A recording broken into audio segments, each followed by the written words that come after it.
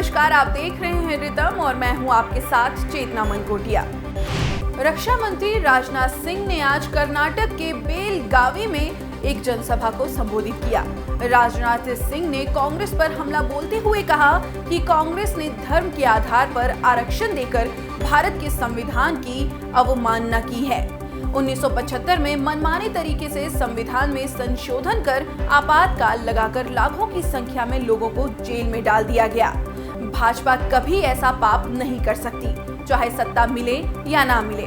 रक्षा मंत्री राजनाथ सिंह ने कहा कि पूर्व प्रधानमंत्री राजीव गांधी ने कहा था कि भ्रष्टाचार इतना है कि अगर मैं 100 पैसे भेजता हूं तो लोगों को 14 पैसे मिलता है, लेकिन पीएम मोदी के नेतृत्व में हम अगर किसानों के खाते में 10,000 रुपए भेजते हैं तो उन्हें 10,000 ही मिलते हैं। चंडीगढ़ पहुंचे प्रधानमंत्री नरेंद्र मोदी ने आज शिरोमणि अकाली दल के दफ्तर जाकर पंजाब के पूर्व मुख्यमंत्री प्रकाश सिंह बादल को अंतिम श्रद्धांजलि दी। बादल का पार्थिव शरीर शिरोमणि अकाली दल के मुख्य दफ्तर सेक्टर 28 चंडीगढ़ में रखा गया है। बादल के पार्थिव शरीर को अकाली दल के झंडे में लपेटा गया है। प्रकाश सिंह बादल की कल गुरुवार को चंडीगढ़ से बठिंडा के लिए अंतिम यात्रा निकाली जाएगी। बादल के गांव में उनका अंतिम संस्कार होगा।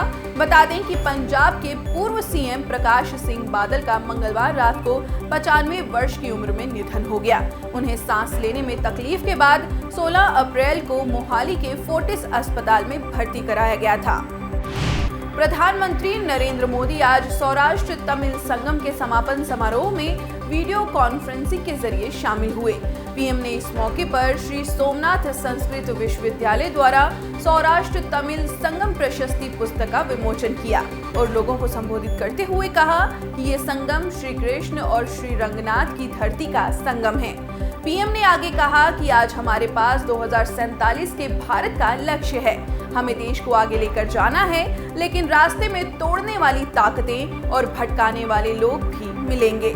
भारत कठिन से कठिन हालातों में भी कुछ नया करने की ताकत रखता है।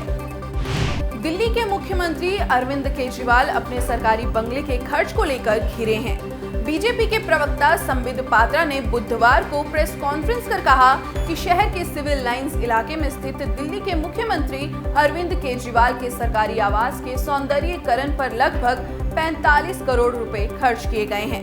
उन्होंने कहा कि 8 लाख रुपए के पर्दे लगाए गए हैं और ये वो लोग हैं जो शपथ लेने के लिए आए थे तो ऑटो में लटक कर आए थे, कहते थे कि हम गाड़ी नहीं लेंगे, घर नहीं लेंगे।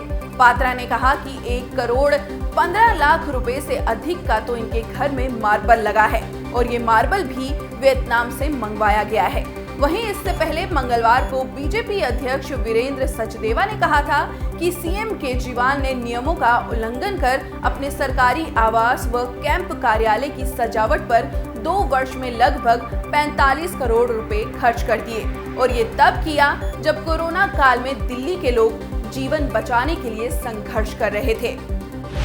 बीजेपी ने 10 मई को होने वाले कर्नाटक विधानसभा चुनाव को लेकर अपनी पूरी ताकत झोंक दी है। इसी कड़ी में आज उत्तर प्रदेश के सीएम योगी आदित्यनाथ और मध्य प्रदेश के सीएम शिवराज सिंह चौहान भी कर्नाटक में बीजेपी के प्रचार के लिए पहुंचे हैं। जहां उत्तर प्रदेश के मुख्यमंत्री योगी आदित्यनाथ ने मांड्या जिले में रोड शो किया, तो मध्य प्रदेश के मुख्यमंत्री शिवराज सिंह चौहान ने भी बेलगावी में चुनाव प्रचार किया। इसी के साथ सीएम योगी ने मांड्या में जनसभा को संबोधित करते हुए कहा कि आज कांग्रेस विकास की बात कर बड़े-बड़े दावे कर रही है, लेकिन उनकी विकास की हकीकत क्या थी?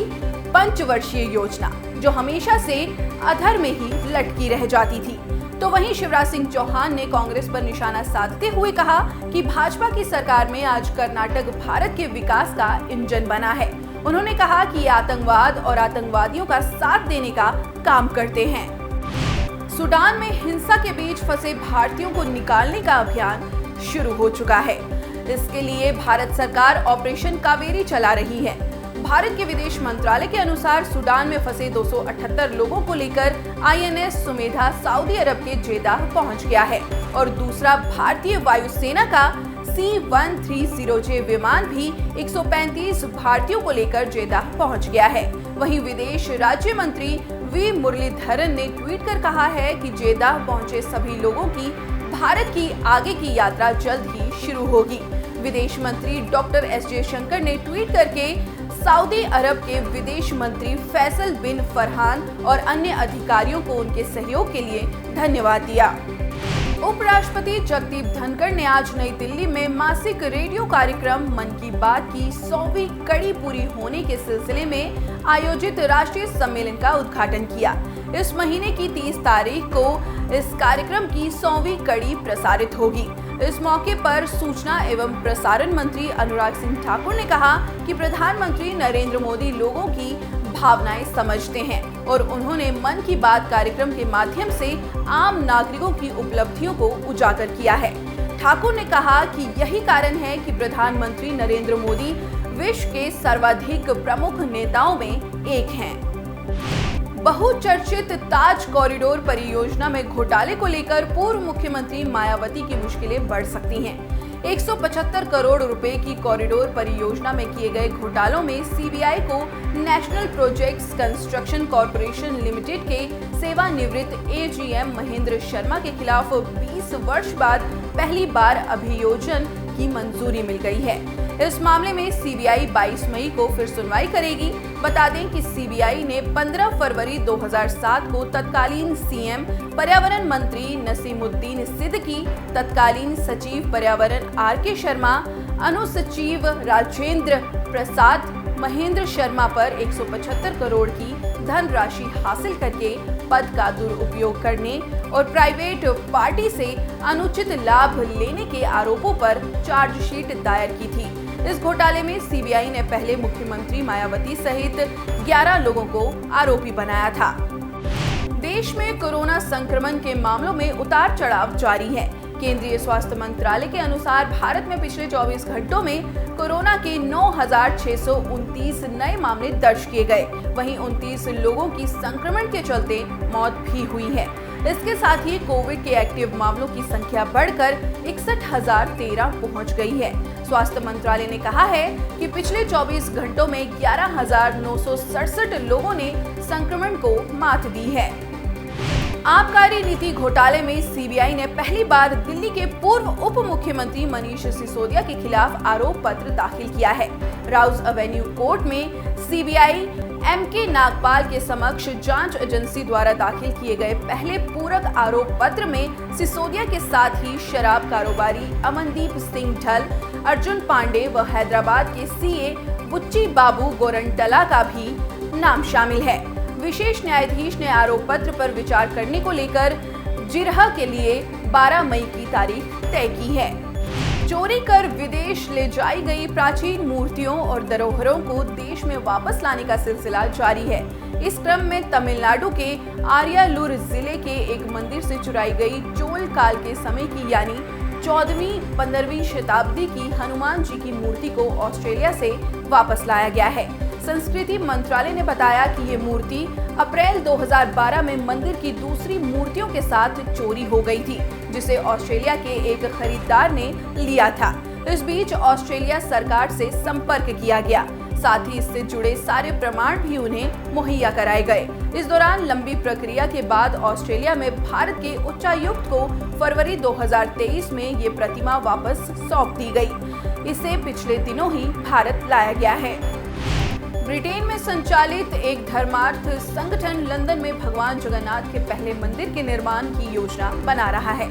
उसकी इस योजना का ओडिशा मूल के एक उद्यमी ने समर्थन करते हुए 2.5 करोड़ पाउंड देने का संकल्प लिया है और उम्मीद जताई जा रही है कि मंदिर निर्माण का पहला चरण अगले वर्ष के अंत तक हो जाएगा। श्री जगन्नाथ सोसाइटी संगठन ने घोषणा करते हुए कहा कि विश्वनाथ पटनायक ने लंदन में भगवान जगन्नाथ को समर्पित भव्य मंदिर के निर्माण के लिए 2.5 करोड़ पाउंड देने का संकल्प लिया है, जो कि उन कंपनियों द्वारा दिया जाएगा जिसके वे प्रबंध निदेशक हैं।